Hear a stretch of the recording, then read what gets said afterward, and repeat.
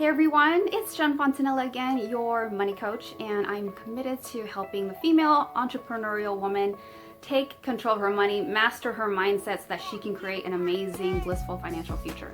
So in the last video, if you caught it, I was talking about credit.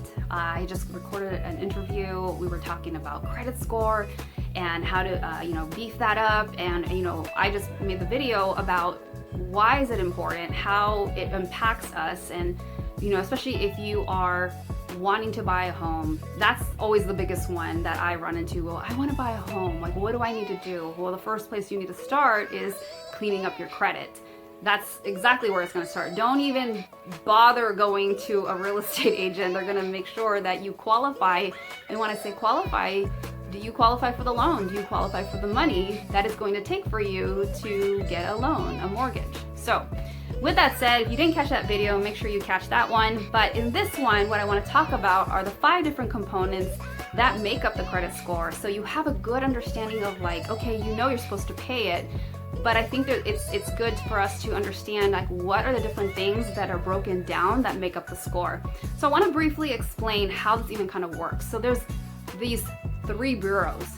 They're the ones who, monitor the score. They are the ones who come up with your FICO. The FICO is a 3-digit number. Kind of look at it like grades in school. So you had a GPA that measured, how well you did in school. Your FICO score is how well you are managing your credit. So there are 3 bureaus that monitor this credit score. It is Equifax, Experian, and TransUnion. And so what happens is, like, let's say, for example, you want to apply for a home loan, a mortgage. I don't know why in the financial world everything has to have 3 different names. But when you're going to apply for a loan, they pull those credit scores. Now they take the middle one, okay? And I like to use the home because I think, aside from the fact that people say, oh, it's the American dream, I think that is the one goal most people that I have worked with in the past, like, that's always like the ultimate, like, I want to buy my own home, I want to have my own place, I want to get out of this apartment, or whatever the case is. So that's why I use the home. It's like the classic example of, why you should want to, clean up your credit. So they will take the middle number, but let's talk about how do we even get this score? So there's a range. And there's like the low end and the high end. The low end is like 300-400. I mean, that's super low. You do not want to be over there. And then there's like up to the 800 level. And so, if you're in the 700 range, really, really great. About 620, it gets a little like, you might qualify, but you'll be paying for it in points. And what I mean by paying it for points, it's like the percentage, the interest rate you're going to pay. You might not think that may not be a big deal, but when you think about it, here in California, it is not uncommon to have homes in the $600,000-$700,000 range. So if you can imagine, even depending on where your score lies on that scale, it can, you could even be paying up into like an extra 1/4%. Now you take that 1/4% and you put it on top of like a $600,000 loan. That's a lot of money per month that's tacked on to your monthly payment. So if you look at it from a reverse engineering perspective, you are going to be wasting money when you could have been spending time improving your score before you applied, because it makes a big, big difference when you're applying it on such huge amounts of money on the loan that you're borrowing. Okay, I hope that made sense. If you don't get it, drop a question in the comments. So with that said, one of the things that we have to look out for are what are the things that we need to pay attention to that go into the score.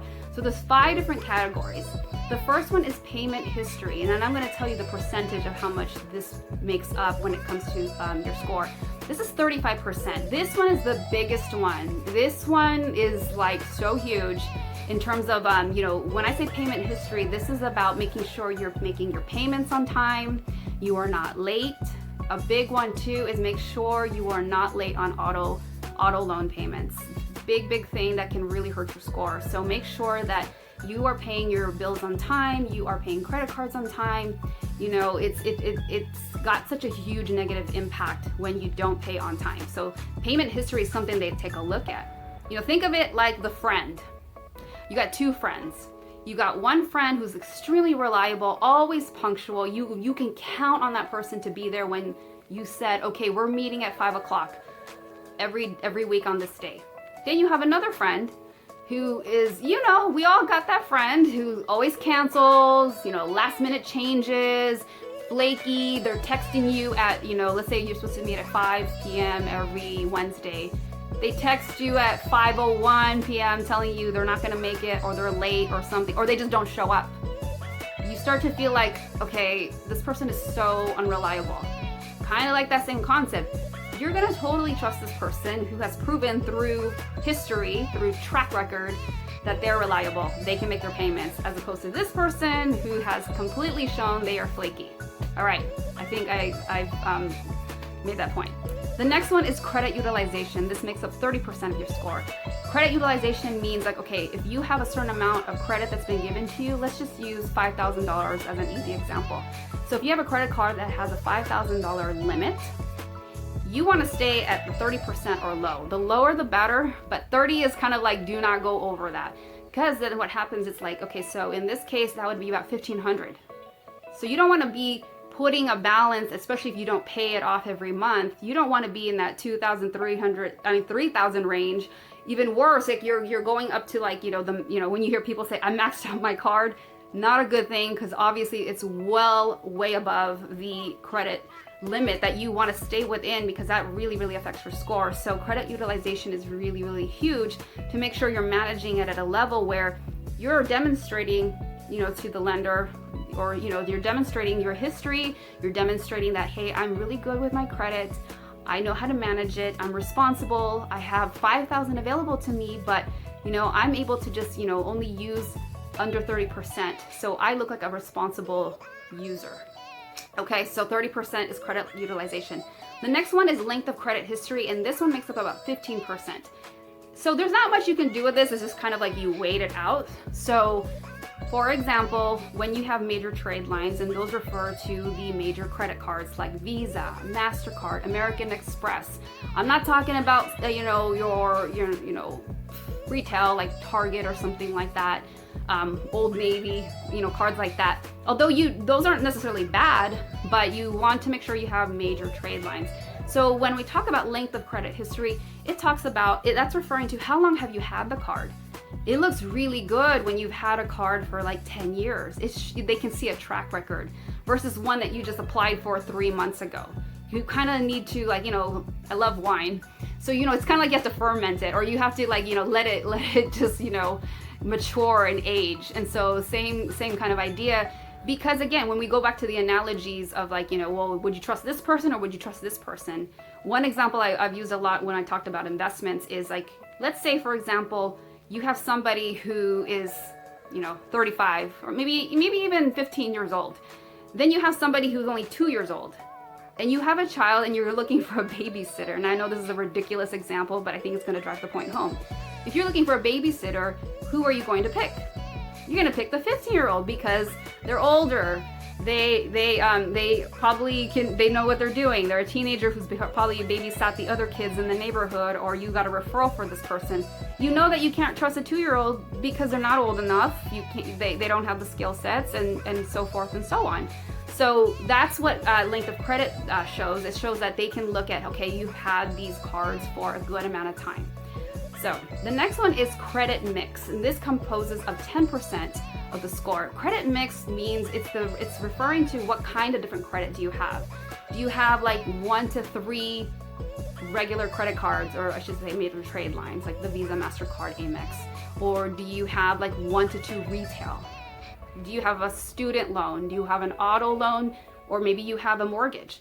They like to see that there's a different mix. So that's about 10%, versus like somebody that only have one Visa card. Okay, so they take a look at that.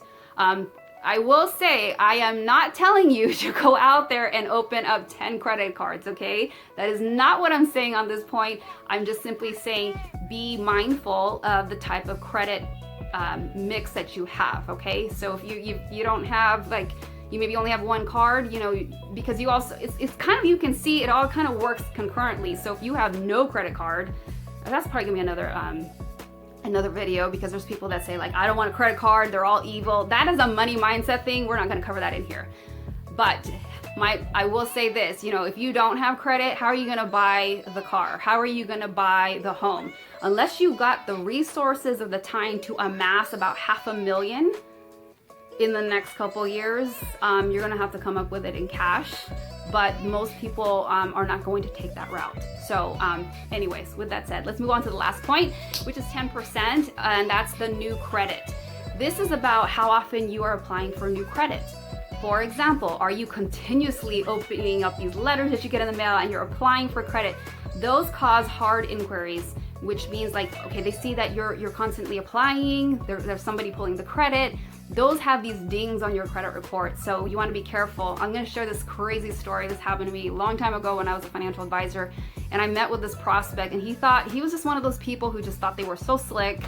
And I said, okay, you know, so we're going over the financial situation, and he's like, well, I don't have any credit card problems. And I was like, oh, really? That's great. Well, what do you mean? And he says, I pay 0%. And I'm thinking, what do you mean 0%? He's like, yeah, I just keep moving them. And I said, well, you know, explain to me what you mean you keep moving them. So what he was doing was he would open up a new credit card, because you know they come in the mail all the time. He'd open a new credit card. He had a running balance. It was like $10,000 or something crazy. It was like $10,000. He would take that balance, transfer it to a new card that was just opened. I don't even think he understood that those are introductory rates, because it's only like that for 6 months, and then it blows up into what, you know, 13, 18, 24% depending on your existing credit score, you know, because it all varies depending on your personal credit score. So then he would take the balance and do a balance transfer, and then I have it at 0. And then he thought he was so slick and so, you know, oh my gosh. And he would just keep moving the balance over to a new card, And I was trying to explain, like, you really shouldn't be doing that. And so that was like a horror example of, you know, too many cards. It shows on your report, and it just shows that you're a high risk. You're just like almost like wild west, opening up every credit card application and taking in all the credit. And then it's even worse if you're, you know, going back to credit utilization. Imagine if, let's just use easy numbers, if every card you open was 1,000 and then you're maxing each one past the 30% usage limit that I was recommending not to go over. I mean, it just looks bad, and all those things combined just drive your score down. So I'll just repeat it real quick. There's 5 different things that make up your score. So 35% is the payment history, 30% is credit utilization, 15% is the length of how long you've had these cards. The second to last is 10%, which is the credit mix. How many different kind of credit do you have? And then the last one, of course, is 10%, which is the new amount of credit that you keep applying for. So I hope that was helpful. I hope that it enlightened or shed some light on how the credit score is, you know, how do we come up with it? And so if you have any questions, you know, make sure to drop them below or send me a DM, and make sure to like this video. All right, with that, I will do one more video, because this one's already getting long, and I want to talk about little tips that you can do to boost up your score. With that said, have a great one. Thanks for joining me. Until next time, bye.